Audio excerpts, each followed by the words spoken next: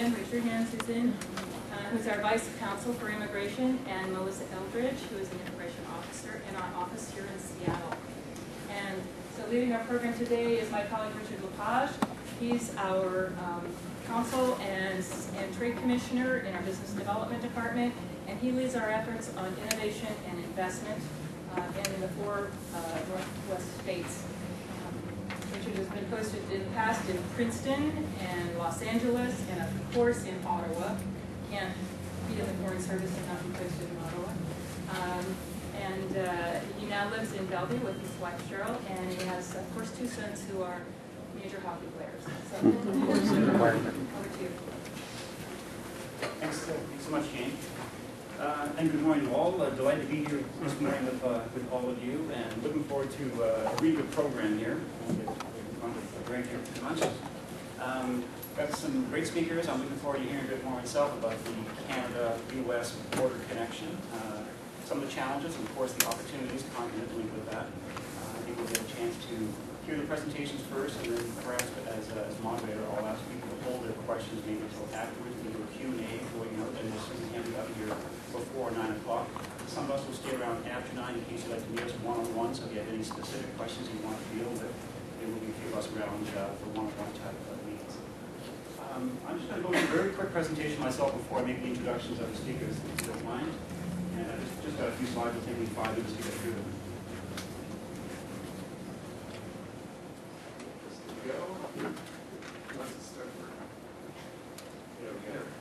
Yeah, I start, this map I found, I mean, most of you I think are somewhat familiar with Canada, and I don't want to spend too much time on this, other than the fact it's interesting. When I grew up, Canada was 10 provinces and 2 territories. And of course, in more recent history, we added a whole new territory, Nunavut, which was carved out of the Northwest Territory. So you can see it's quite a huge landmass there.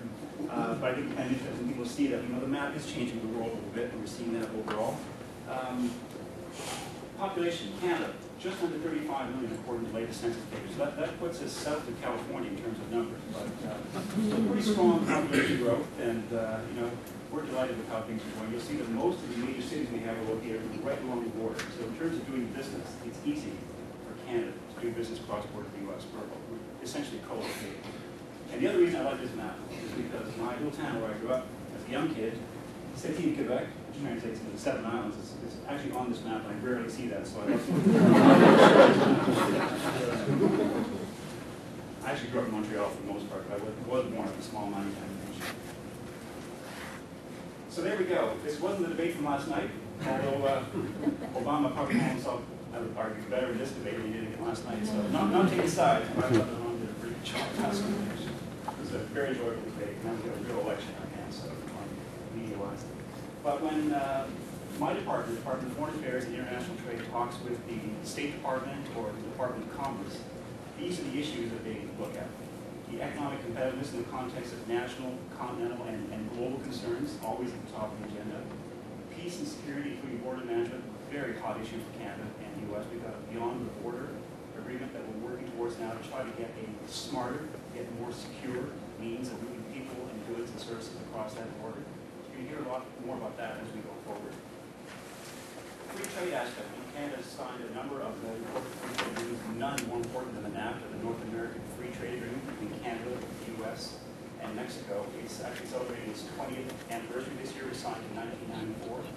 And now moving towards a TPP, Trans-Pacific Partnership. It's a new arrangement that is now moving us into the Asia-Pacific hemisphere.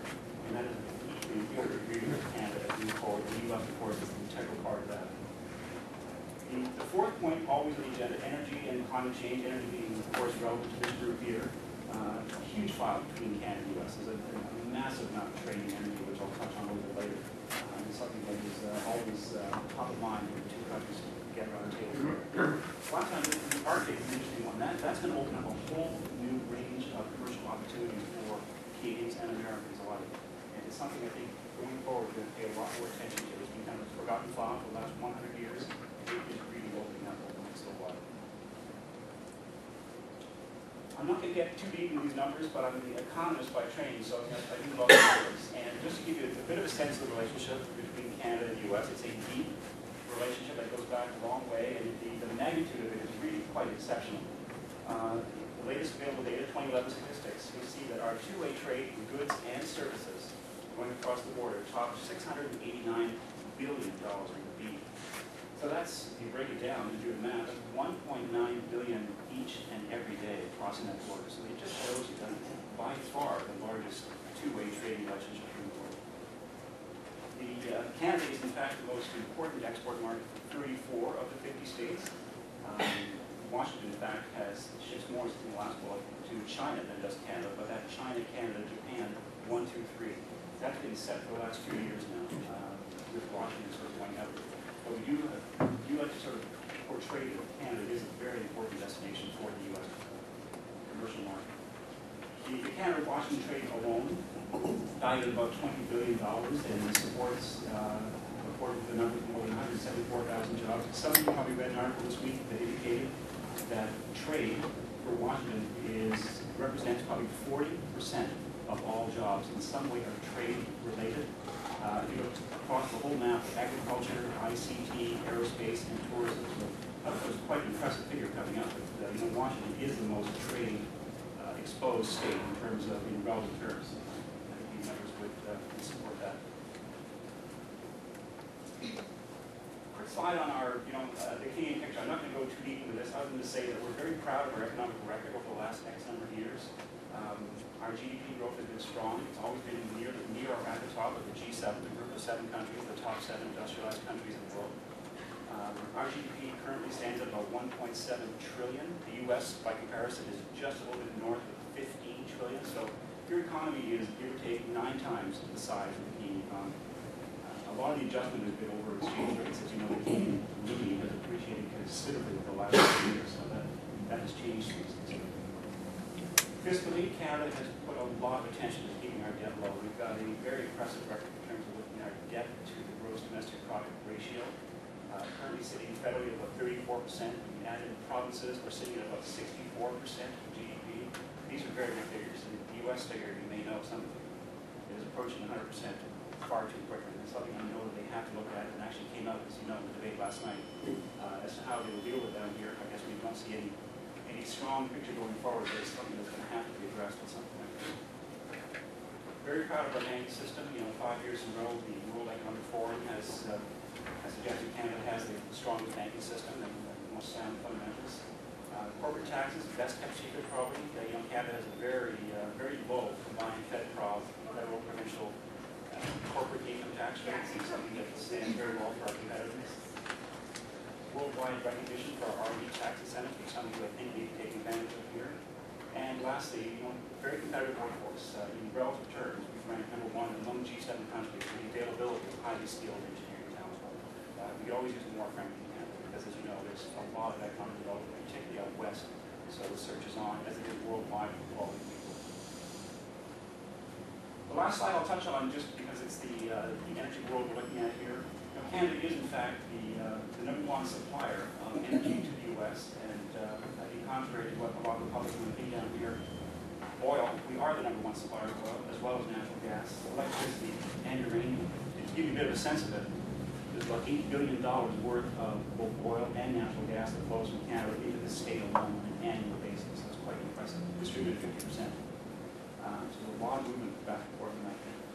And I would just say that our shared goal would be to build on that legacy, that relationship, as we move into the clean tech space. And I think that's kind of a natural flow for Canadians and Americans to have. So that's my quick overview. At this point, I'm going to take an opportunity to introduce the speakers. I'll do that individually.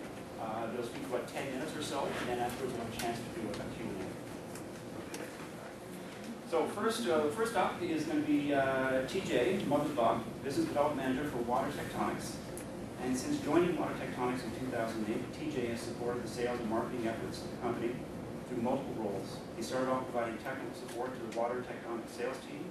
Today, TJ heads up the business development for the company and is focused on ways to enhance current business operations, provide better long-term value to clients, track shifting markets needs, and overall new business and company commercialization efforts.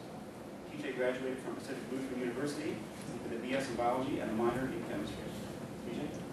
Richard, thank you very much for that great introduction, and thank you all for sharing some of your time with us this morning. I hope what we have to share is valuable. And perfectly honestly, our company is kind of newer to Canada, so we're kind of a newbie's